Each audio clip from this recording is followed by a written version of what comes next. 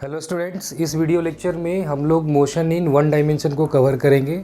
ये वीडियो आप JEE mains के जो बच्चे प्रिपेयर कर रहे हैं, जो नीट के बच्चे प्रिपेयर कर रहे हैं और जो क्लास 11th के बच्चे हैं वो भी इस वीडियो को देख के प्रिपेयर कर सकते हैं। चलिए बच्चे डिस्कस करते हैं। देखिए, जेईई मेंस नीट में जो क्वेश्चंस आती हैं ना, वो क्वेश्चंस को भी हम लोग यहाँ पर कवर करेंगे और किस टॉपिक से कितने क्वेश्चन आते हैं वो भी हम इसको डिस्कस करेंगे। देखिए बच्चे, मोशन इन वन डायमेंशन में हमारा दो पार्ट है बच्चे। मोशन इन वन डायमेंशन इसमें बच्चे हमारे दो पार्ट हैं। एक पार्ट तो हमारा डायरेक्ट क्वेश्चन आता है बच्चे, दूसरे पार्ट में ग्राफिकल क्वेश्चंस आते हैं, राइट है।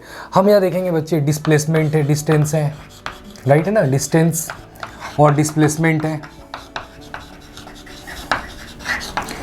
दूसरा हमारे पास क्या है बच्चे, वेलोसिटी एंड स्पीड है। और तीसरा क्या है बच्चे हमारे पास, एक्सीलरेशन है, राइट है। तो डायरेक्ट इसके ऊपर भी क्वेश्चंस पूछते हैं बच्चे।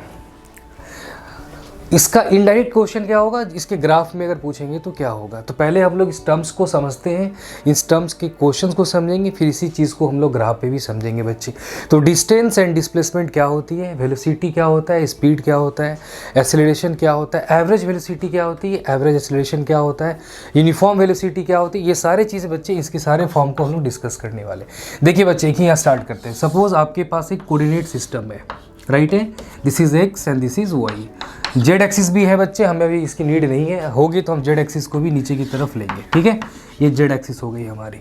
अब मान लीजिए बच्चे, ये आपकी ऑरिजिन है, ये आपकी ऑरिजिन है और आप यहाँ से चलना स्टार्ट किए हो, राइट है। आप कहीं भी पोजीशन पे बच्चे यहाँ से कहीं यहाँ चल रहे हैं, अंडरस्टूड ना बच्चे। आप ए से चलने स्टार्ट किए हो और आप बी तक चलते हुए आ रहे हो। देखिए ध्यान से बच्चे, आप ए से बी तक जा रहे हो, तो हम इस क्या करेंगे, पहले हम ए की यहाँ से पोजीशन वेक्टर निकाल लेते हैं, बी की यहाँ से पोजीशन वेक्टर निकाल लेंगे, करेक्ट है। देखो ये वाला क्या हो गया बच्चे, दिस इज योर, आप इसको यहाँ पे ले लेंगे, ये पॉइंट हो गया बच्चे। This is called R A in the vector form, is it बच्चे। आर ए वेक्टर फॉर्म में हो गया, बट ये किस फॉर्म में है, कार्टेशियन फॉर्म में। कार्टेशियन फॉर्म में मतलब ए की कोऑर्डिनेट्स कितनी होनी चाहिए बच्चे, ए की कोऑर्डिनेट्स लिख सकते हो आप X A and Y A, clear है बच्चे। ये कार्टेशियन फॉर्म में लिख दिया, बट बेटर है कि आप इसको सिंपल वेक्टर फॉर्म में लिखेंगे। आप ए से चले बच्चे, भाया बी पहुँच रहे हो, बी पे कितना आएगा बच्चे, देखिए इसको आप लेंगे पोजीशन वेक्टर आर बी। अगर कोऑर्डिनेट्स की हम बात कर रहे हैं तो कोऑर्डिनेट्स कितनी होगी वाई की बता, ये हो गया X B and Y B, हो गया बच्चे। तो देखिए, आप जा यहाँ से रहे और यहाँ ट्रायंगल और पढ़ा है ना, याद रखना है बच्चे, वेक्टर में जितनी भी चीज़ें आप देख रहे हो, motion in one dimension, motion in two dimension, motion in plane, सारे के सारे वेक्टर की बहुत यूज़ है। अगर आपको वेक्टर में थोड़ी भी दिक्कत होगी तो पहले आप ट्रायंगल लॉ को कवर कर लेंगे, फिर भी मैं आपको यहाँ पे ट्रायंगल लॉ बताता हूँ बच्चे। ट्रायंगल लॉ क्या कहता है कि दो वेक्टर जब आपके पास रहेंगे बच्चे, दो वेक्टर जब पास रहेंगे, जब उसकी एडिशन करेंगे, जब सब्ट्रैक्शन करेंगे, तो एक तीसरी वेक्टर आती है जिसको हम रिजल्टेंट वेक्टर कहते हैं। तो जो रिजल्टेंट वेक्टर होगा बच्चे, उसकी डायरेक्शन जो होनी चाहिए वो दो वेक्टर के जस्ट ऑपोजिट सेंस में होनी चाहिए। आप यहाँ पे देखो, आप यहाँ से गए हो बच्चे, इसको ओ ले लीजिए, ऑरिजिन है बच्चे। आप ए से बी जा रहे हो, मतलब कहाँ जा रहे हो बच्चे, ए से बी गए आप, ये तो ये जो हो गया, ये हो गया delta R. This is your displacement which is you move from A to B position, understood बच्चे। और ये जो ऊपर से जा रहे हो ना, ये जो कर्व है बच्चे, let this B C, so A C B is what बच्चे, A C B is called distance and this A B is called displacement. So देखिए, हम यहाँ पे डेफिनेशन को लिखेंगे नहीं बच्चे। जो बच्चा 11th को प्रिपेयर कर रहा है ना, वो वीडियो को पॉज कर लेना और जो मैं कह रहा हूँ उसको नोट्स में बना लेना, ठीक है। मैं यहाँ पे इसको लिखने वाला नहीं हूँ। डिस्टेंस क्या होता है बच्चे, डिस्टेंस जो होती है वो होता है एक्चुअल पाथ कवर्ड। जब भी आप जहाँ जाते हो तो आपने एक्चुअल कितना पाथ कवर्ड किया, उसको हम कहते हैं डिस्टेंस। तो आप इसको लिख लेंगे बच्चे, कंपटीशन वाले बच्चों को इसकी कोई ज़रूरत नहीं है, ठीक है। डिस्प्लेसमेंट क्या होता है बच्चे, it is the shortest path covered, right, starting from initial to final position. और इन जनरल आप कह सकते हो displacement is always along a straight line, understood बच्चे। डिस्टेंस क्या है, it is the actual path covered. Displacement क्या है, it is the shortest path covered starting from initial to final position. Here in this case A B is what बच्चे, A B is called displacement which is denoted by delta R vector, right, and A C B is what, A C B is the distance, correct. So see, according to a triangle law, बच्चे, when we start writing triangle law for the triangle ABC, what we will write here? We will write RA vector plus delta R equal to RB according to triangle law। बच्चे अभी बोला कुछ देर पहले मैंने आपको बताया बच्चे कि आप जब लिखेंगे तो this vector plus this vector is equal to how much, equal to R B vector, is it बच्चे? So what is delta R? Delta R equal to what बच्चे? R B minus R A, this is your displacement, right है बच्चे, this is your displacement in the absolute vector form. But when we are discussing about the position vector form, so you can say बच्चे R A could be written as what? R A could be written as X A I cap, A for the coordinates of point A, B, right? So x a means coordinate of point A is x and coordinate of point Y is what, right है बच्चे? R equal to what? x a plus y a I, is it? आप इसको ऐसे भी लिख सकते हैं बच्चे, देखो अगर इसको लिखना चाहते हो मैं ऐसे लिख सकते हो कि a का x कोऑर्डिनेट और a का y कोऑर्डिनेट, ये आपके ऊपर में है बच्चे, ठीक है? जैसा मैंने यहाँ पे लिखा x से y, आप इसको उल्टा भी कर सकते हो. ax means what? क्लियर है, x का पोजीशन. उसी तरह बच्चे आर बी को क्या लिखोगे आप? आर बी क्या है आपका? सिंपल लिखेंगे बच्चे, b का x प्लस b का y. अगर z दिया रहेगा बच्चे यहाँ पे, आप z भी ले लेंगे. हमने यहाँ पे 2D में समझाया आपको, अगर 3D होता तो आप 3D ले लेना. हम यहाँ पे 2D लिए हैं बच्चे, तो बेटर है यहाँ पे क्या लिखेंगे? 0k and 0k. Is it clear? So listen now, अब इसको इसमें पुट करोगे बच्चे, क्या आ जाएगा वेक्टर आपका? आपका आ जाएगा बच्चे delta R is equal to how much it is? देखो इससे इसको घटा दो, कितना आएगा? B X minus A X I plus what return B X minus A X I plus what बच्चे? Plus B Y minus A Y J. Again फिर से कह रहा हूँ बच्चे, यहाँ पे जेड एक्सिस मैंने लिया नहीं है. जेड एक्सिस अगर जेड एक्सिस लेंगे बच्चे तो याद रखना आपको बी जेड भी लेना होगा. तो सेम चीज़ है, बस कुछ नहीं करना है, इसको इसे घटा दीजिएगा बच्चे. यहाँ पे ये आप खुद से भी लिख सकते हैं यहाँ पे इसको. दिस इज़ योर डिस्प्लेसमेंट बच्चे. अब हमने कहा आपको क्या डिस्टेंस क्या होता है? डिस्टेंस होता है बच्चे एक्चुअल पाथ कवर्ड, राइट है? डिस्प्लेसमेंट होता है shortest path covered. Displacement vector quantity होती है बच्चे, डिस्टेंस जो होता है वो स्केलर क्वांटिटी होता है. तो हम क्या कर सकते हैं, इसका मॉड ले लेंगे. देखो बच्चे इसकी मॉड ले लो, मॉड ले ली तो क्या हो जाएगा? डिस्टेंस में कन्वर्ट हो जाएगा. कुछ नहीं करना है बच्चे, इसकी मॉड ले लो. तो ये याद रखना, इसको कहते हैं डिस्प्लेसमेंट. Is it clear? ध्यान रखेंगे बच्चे, इसको डिस्प्लेसमेंट कहते हैं. इसी का अगर हम मॉड ले लेते हैं बच्चे, क्या हो जाएगा? डेल्टा आर का अगर हम मॉड ले लेंगे, डेल्टा आर का अगर हम मॉड लेंगे तो क्या हो जाएगा बोलो? This is called, what is this called बच्चे? This is distance. इसको क्या कहेंगे हम लोग बच्चे? इसे हम डिस्टेंस कहेंगे. इज इट क्लियर ना? So distance is what? Distance is the actual path covered, displacement is the shortest path covered. Listen बच्चे, किसी भी केस में याद रखना, किसी भी केस में डिस्टेंस जो है डिस्प्लेसमेंट से कभी कम नहीं आ सकता. Distance is always greater than equal to displacement. जब वो केवल लीनियर में मूव करेगा तो डिस्टेंस और डिस्प्लेसमेंट हमेशा इक्वल होंगे. Else for any cases distance is always, तो यहाँ पे पॉइंट्स में याद रखना बच्चे, डिस्टेंस जो होगा बच्चे ध्यान रखेंगे, distance is always greater than equal to. Equal to कब होगा? जब वो स्ट्रेट लाइन में जा रहा होगा. तो राइट है, is always greater than equal to displacement. ध्यान रखेंगे बच्चे इस बात का, ठीक है? और देखो, मगर अब जो जेईई मेंस और नीट के बच्चे हैं, आपसे ये सब क्वेश्चन नहीं पूछेगा बच्चे. जेईई मेंस नीट में क्वेश्चन कैसे पूछेंगे मैं आपको बता रहा हूँ, ध्यान रखेंगे बच्चे.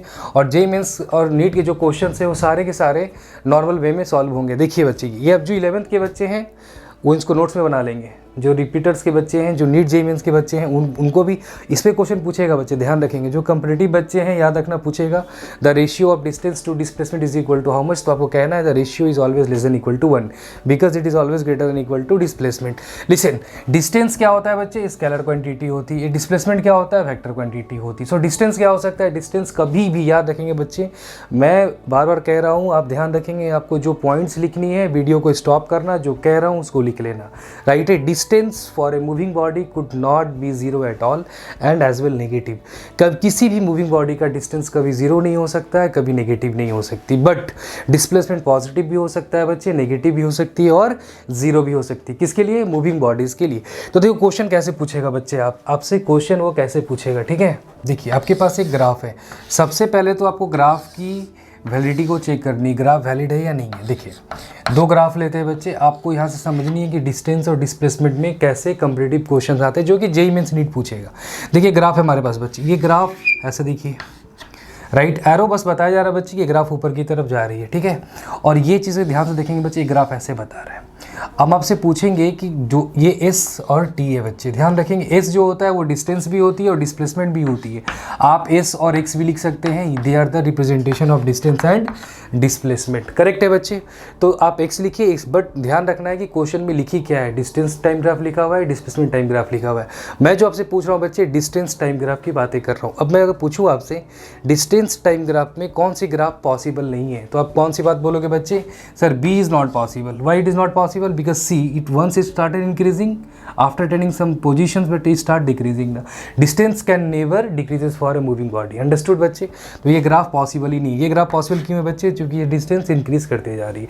बट अगर ये क्वेश्चन डिस्प्लेसमेंट की होते हैं बच्चे, तो दोनों के दोनों ग्राफ क्या है, वो हमारी वैलिड है। ऐसे क्वेश्चन आपसे पूछेंगे। दूसरा क्वेश्चन देखेंगे बच्चे, ये हो गया first number question. Second question को देखेंगे। देखिए क्वेश्चन जो करवा रहा हूँ बच्चे, ये क्वेश्चन आई हुई है, आप ध्यान रखेंगे। आपसे पूछेंगे x and T graph. Again है बच्चे, ये है डिस्प्लेसमेंट टाइम ग्राफ।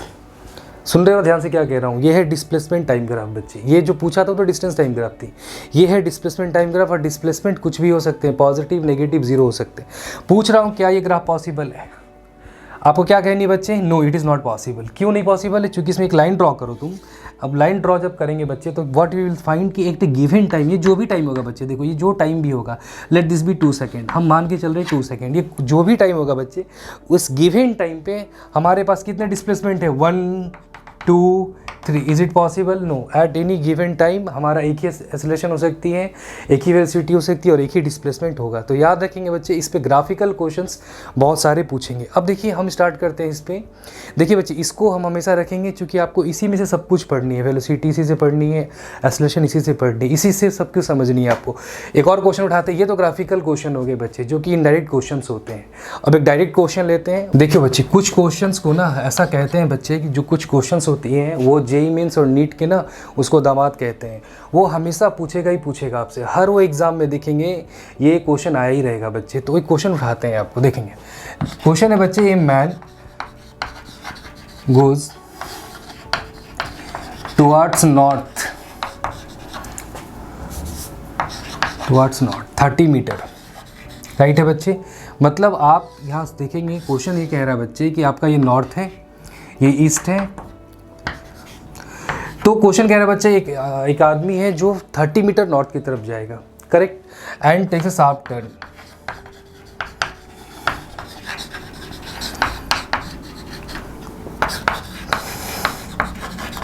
राइट है, टुवर्ड्स 20 मीटर।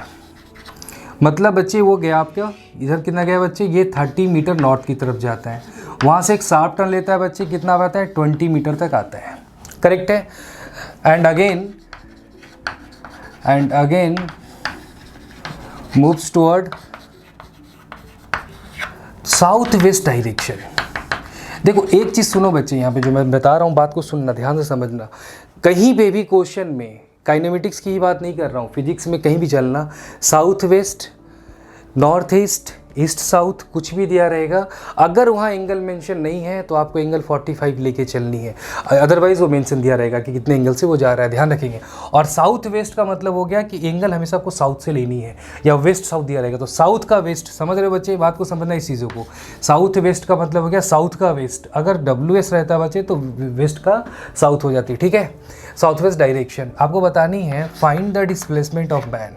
राइट है बच्चे, फाइंड डिस्प्लेसमेंट ऑफ मैन, इसको ओरिजिन ले लेना जहाँ से वो स्टार्ट किया, which is also called starting point. तो find the displacement of man from the starting point, from starting point. Starting point से निकालनी है बच्चे। क्या लिखा है बच्चे? And moves again towards 20√3,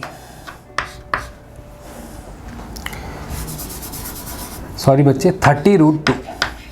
is it clear? तो ये कितना जा रहा है बच्चे? इस डायरेक्शन में जा रहा है। कितना जा रहा है? यही है ना, देखो साउथ वेस्ट डायरेक्शन यही हुआ ना।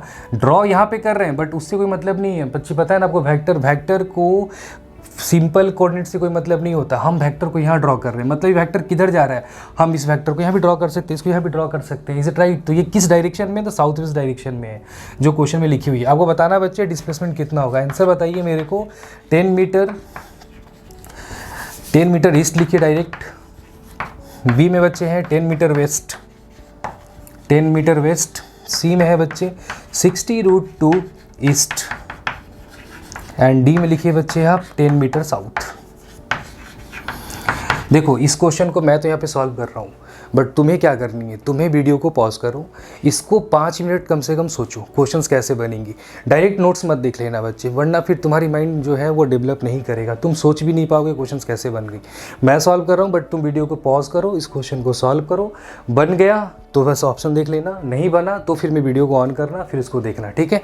लिसन, अब देखो बच्चे इसको क्या बताया मैंने, अभी आपको वेक्टर पढ़ाया ना मैंने, बस आपको कुछ नहीं करनी है, हर चीज़ को वेक्टर में रिप्रेजेंट कर देनी है बच्चे, हर चीज़ को वेक्टर में रिप्रेजेंट करनी है। चलिए डिस्प्लेसमेंट कहाँ से चला बच्चे, ओ से चला ना, वो कहाँ तक पहुँचा, यहाँ तक आ रही है। अब क्या लिखेंगे, देखो let R is equal to displacement. Okay, कहाँ गए हम बच्चे, हम 30 मीटर नॉर्थ गए। जो बच्चे वेक्टर जानते हैं, हमें पता है ना बच्चे, it is what, Y axis and it is called X axis. Okay, तो कितना लिखेंगे यहाँ पे बच्चे, 30 जे, हाँ या ना। देख रहे हैं ये वाई एक्सिस है ना बच्चे, वाई में हम जे लेते हैं, ये किधर जा रहा है, ये एक्स की तरफ जा रहा है, आपको पता है ना बच्चे। एक्स की तरफ हम कौन सा वेक्टर लेते हैं, आई कैप लेते हैं। वाई की तरफ कौन सा लेते हैं, दिस इज यूनिट वेक्टर, जो डायरेक्शन बताता है, जिसकी मैग्नीट्यूड क्या होती है, 1 होती है, ठीक है, ध्यान रखेंगे। कितना गया बच्चे, यहाँ गया 20 आई कैप। अब देखो ये कहाँ जा रहा है, ये जा रहा है 30√2। इज इट बच्चे, कहाँ जा रहा है, साउथ वेस्ट डायरेक्शन में जा रहा है। फिर से देखो यहाँ पे एंगल बताया मैंने नहीं, मतलब क्वेश्चन ने बताया क्या, नहीं क्वेश्चन ने नहीं बताया। क्या करना है बच्चे, आपको यहाँ पे अपने आप क्या लेनी है, 45 ले लेनी है। सुनिए ध्यान से, कितना हो गया बच्चे, ये 45 हो गई। अगर ये 45 हुआ है, सुनो बच्चे, ये कितनी हो गई आपस में, फिर से 45 हो गई। तो ये जो वेक्टर होता है, वेक्टर जब भी वेक्टर एक्स वाई में नहीं होती है बच्चे, तो उसे हम क्या कहते हैं, उसे हम कंपोनेंट में रिजॉल्व कर लेते हैं। देखो यहाँ पे क्या लिखने वाले, इसको क्या लिखेंगे फिर से बोलो, तो देखो इसका एक कंपोनेंट इधर आएगा बच्चा, एक कंपोनेंट इधर चला आएगा, दोनों कंपोनेंट 45 डिग्री पे, तो साइन लिखो या कॉस लिखो, कोई फर्क नहीं पड़ रहा है, ध्यान रखेंगे। तो ये वाला जो कंपोनेंट आएगा, ये वाला भी वही कंपोनेंट आ जाएगी। इसका कंपोनेंट इधर आएगा, देखो ये क्या हो गया, ये नेगेटिव जे में चला गया।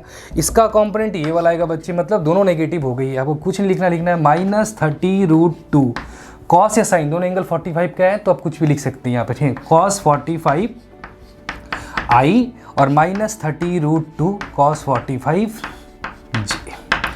आगे बच्चे बात समझ में, ध्यान से देखो, कॉस 45 कितना होता है, अरे 1/√2 गया ना ये इससे, अगेन देखो चला गया, कितना हो गया बच्चे, ये 30 जे, और यहाँ पे कहाँ है ये हाउ मच इट इज़ बच्चे, 30 जे, जे कैंसिल गया। देखो ध्यान से, ये और ये आपस में चला गया, नहीं क्या बच्चे, ये √2 ऑलरेडी चला गया, फिर 30 चला गया, क्या बचा है इसके पास, -10 आई, और ऊपर कितना बच गया बच्चे, 20 आई। कितना आ गया, R इज इक्वल टू आ गया आपके पास -10 आई।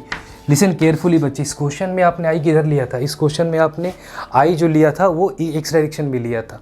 आपका क्या आ रहा है बच्चे, नेगेटिव आ रहा है, मतलब आंसर कौन सा मारोगे बच्चे, वेस्ट। कहाँ गया आंसर, ये टिक मार देना है इसको। आ रही बात समझ में। अगर यहाँ पे एंगल दिया रहेगा तो आप एंगल इसको ले लेना। चलो एक और क्वेश्चन लेते हैं बच्चे इसके ऊपर, ठीक है।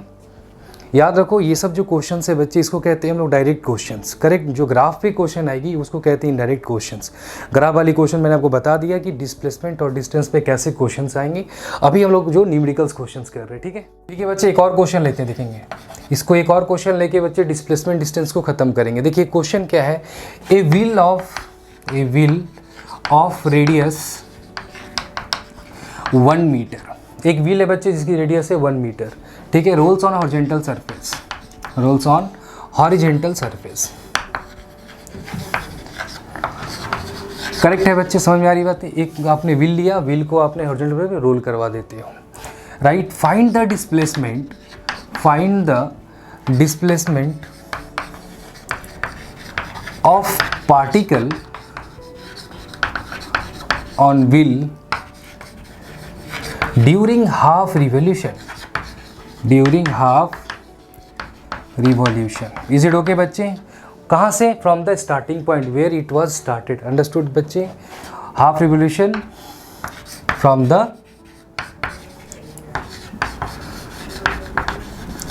लिसन केयरफुली बच्चे, इस क्वेश्चन को साथ फिर से मैं भी बात बोल रहा हूँ बच्चे, क्वेश्चन लिख रहा हूँ, ऑप्शन लिख रहा हूँ, सॉल्यूशन भी बता रहा हूँ। आप सब एक साथ मत कर लेना, आप वीडियो को पॉज करके क्वेश्चन को सोचोगे, क्वेश्चन को सॉल्व करोगे, नहीं होगा तभी आप आंसर देखने आओ। चलो ऑप्शन देखते हैं बच्चे, इसका लेते हैं हम लोग बच्चे इसको, √π² + 4, राइट है। बी क्या पूछा है देखो, तो क्या पूछा है बच्चे इस क्वेश्चन में, फाइंड द डिस्प्लेसमेंट, मतलब यूनिट कितना होगा, मीटर होगा, ध्यान रखेंगे बच्चे। दूसरा क्या है, पाई स्क्वायर प्लस 1, तीसरा है बच्चे सब मीटर ही होगा, ध्यान रखेंगे बच्चे। तीसरा क्या है हमारे पास, केवल पाई है, और चौथा क्या है बच्चे हमारे पास 1 मीटर है। आप इस क्वेश्चन को सोचो, क्वेश्चन समझ आ रही बच्चे। क्वेश्चन कह रहा है कि एक हॉरिजॉन्टल सरफेस है, उस पर एक व्हील है बच्चे, और ये व्हील स्टार्ट होता है रोल करना। तो इस पॉइंट को लो, इसको पी से रिप्रेजेंट करते हैं बच्चे, और इसका रेडियस कितना होगा, रेडियस दे रखा है 1 मीटर दिया है बच्चे। ये हाफ रोल करेगा, मतलब देख कैसे हो जाएगा बच्चे, ये पॉइंट अगर रोल कर रहा है मतलब ये कैसे होगा, ऐसे होगा ना, ये रोल कर रहा है बच्चे। जब रोल करेगा तो ये वाला पॉइंट कहाँ जाएगा, इधर जाएगा, इधर जाएगा, ऊपर आएगा, हाफ रिवोल्यूशन लिखा है, मतलब ये पॉइंट यहाँ पे आ गया। तो यहाँ पे मतलब क्या, चल के आएगा ना, ऐसे देखो यहाँ पे आ गया, ये पॉइंट कहाँ आ गया बच्चे, यहाँ पे आ गया। मतलब अब ये पॉइंट आपका, ये व्हील ऐसे दिखाओ, और ये पॉइंट यहाँ, मतलब आपको क्या पूछा है, listen, find the displacement of the particle. कहाँ से बच्चे, स्टार्टिंग पॉइंट से, यहाँ से यहाँ का, मतलब आपको ये पूछा है बच्चे, ये वाली पूछा है, ये आपको निकालनी है, ठीक है, ये वाला निकालना है। कैसे निकलेगा बच्चे, सिंपल सी बात बता दो, ये क्या है, ये वाला और ये वाला निकल जाएगा। ये है क्या रे, ये डायमीटर नहीं दिख रहा है तेरे को, ये डायमीटर है बच्चे। डायमीटर मतलब कितना, रेडियस कितना दिया बच्चे, 1 दिया हुआ है, तो डायमीटर कितना हो गया बच्चे, 2 हुआ, नहीं हुआ, ये 2 हो गया। और ये जो होगा, ये तो ये देखो, ये वाला पॉइंट गया है, मतलब सेमी सर्कल कवर किया है। सेमी सर्कल का मतलब कितना होता है बच्चे, पूरा सर्कल का होता है सरकमफरेंस 2 पाई आर, तो सेमी सर्कल कितना हो गया बच्चे, पाई इंटू आर, आर कितना है यहाँ पे 1 है, कितना लोगे बच्चे, ये पाई ले लोगे। ध्यान से देखो, ये क्या दिख रहा है तुम्हें, राइट एंगल ट्रायंगल दिख रही है, कितना हो गया डिस्प्लेसमेंट बच्चे, ये वाली। तो सिंपल आप ये प्लस ये करेक्ट है, क्या करना है आपको, लिखना है कि जो आर कैप है वो कितना होगा बच्चे, वो हो जाएगा। देखो कुछ बच्चे बहुत होशियार होंगे, वो क्या करेगा, इसको लगा देगा पाइथागोरस थ्योरम, जो कि दिख भी रहा है बच्चे आपको, बट प्रॉब्लम क्या होगी, देखिए डिस्प्लेसमेंट और डिस्टेंस जो है वो क्लास 9th में भी है बच्चे, क्लास 11th में भी है, तो 9th के बच्चे भी ऐसे सॉल्व करते होंगे ना। तो इसमें क्या है याद रखना है, जो क्लास 11th के बच्चे हैं या जो रिपीटर के बच्चे हैं, जो कॉम्पिटिटिव की तैयारी कर रहे हैं, आपको वो आएगा वही, बट आप उसको भूल जाना, आपको हमेशा हर चीज़ को वेक्टर से सॉल्व करनी है। सो प्रीवियस क्वेश्चन हमने कैसे सॉल्व किया, वेक्टर से ही सॉल्व किया, उसमें तुम लाख पाइथागोरस लगा लो, वो बनने वाला क्वेश्चन है नहीं बच्चे नॉर्मल ढंग से, ठीक है। तो आपको याद रखनी है कि कहीं दिख भी रहा है ना, तो आपको ये नहीं कहना है कि ये इसका सम है बच्चे, आपको वेक्टर लगा देनी है। देखो ये कहाँ जा रहे हैं, अंडरस्टूड सी बात है, ये एक्स हो गया ना बच्चे, इसको क्या लेगा तुम, इसको लेना पाई इंटू आई कैप ले लेना। ये कहाँ जा रहा है बच्चे, ऑफकोर्स देखो ये वाई एक्सिस हो गया, कितना लोगे 2 इंटू जे कैप हो गया। अब इसका क्या करना है, ये हो गया आपकी डिस्प्लेसमेंट। बट डिस्प्लेसमेंट का क्या पूछा है बच्चे, मैग्नीट्यूड पूछा है। आपको पता है ना क्या करना होता है बच्चे, पाई स्क्वायर प्लस 2 का स्क्वायर। कौन सा आंसर है बच्चे, देखो ऑप्शन ए हो गया, ठीक है। तो इस तरह के क्वेश्चन आएंगे बच्चे डिस्टेंस एंड डिस्प्लेसमेंट में। आप सारे क्वेश्चन को सॉल्व कीजिए, और आपके पास अगर कुछ ऐसे क्वेश्चन है जो आपसे नहीं बन रहे हैं, तो आप कमेंट बॉक्स में उस क्वेश्चन को लिखिए, आपको इंस्टेंटली उसकी सॉल्यूशन दे दिया जाएगा, ठीक है। तो आप समझ में आ गए ना बच्चे कि डिस्टेंस डिस्प्लेसमेंट होती क्या है, और कैसे इसके डायरेक्ट क्वेश्चन आते हैं, कैसे इसके ग्राफिकल क्वेश्चन आते हैं, राइट है बच्चे। चलिए आगे चलते हैं, और हम वेलोसिटी और स्पीड को डिस्कस करेंगे, और उस पर चेक करेंगे हम कि उस पर कैसे क्वेश्चन आते हैं, ठीक है बच्चे। हमने डिस्टेंस और डिस्प्लेसमेंट कवर कर लिया, मैंने आपको बढ़िया से बता दिया बच्चे, डिस्टेंस क्या होती है, डिस्प्लेसमेंट क्या होता है, राइट है। जितने सारे टर्म्स हैं आप नोट्स भी बना लेना, वीडियो को पॉज करके ही नोट्स बनाना, सारा चीज़ मैंने मतलब बोला है बच्चे, लिखा कहीं भी नहीं है आपको डेफिनेशंस। तो जो 11th के बच्चे होंगे, देखिए जब वीडियो बनाते हैं ना बच्चे हम लोग, तो हम लोग ऐसे बनाते हैं जो सारे बच्चों को बेनिफिट हो। तो जेईई मेंस नीट के जो बच्चे होंगे, जो एडवांस के बच्चे होंगे, ओलंपियाड के बच्चे होंगे, उन्हें डेफिनेशन नहीं चाहिए, इसलिए हम बोल देते हैं। तो बट जो 11th के बच्चे हैं, जो डेफिनेशन चाहिए, वो वीडियो को पॉज करना, जो कह रहा हूँ उसको सुन के नोट्स बना लेना, ठीक है। तो ये डिस्टेंस जिसमें खत्म हो गई बच्चे। नेक्स्ट क्लास में हम लोग स्टार्ट करेंगे स्पीड एंड वेलोसिटी, कितने सारे क्वेश्चन उस पर भी डिस्कस करेंगे बच्चे। डायरेक्ट क्वेश्चन कैसे आते हैं, इनडायरेक्ट क्वेश्चन कैसे आते हैं, ग्राफ पे क्वेश्चन कैसे आते हैं, ठीक है। चलिए बच्चे मिलते हैं नेक्स्ट क्लास में, ठीक है।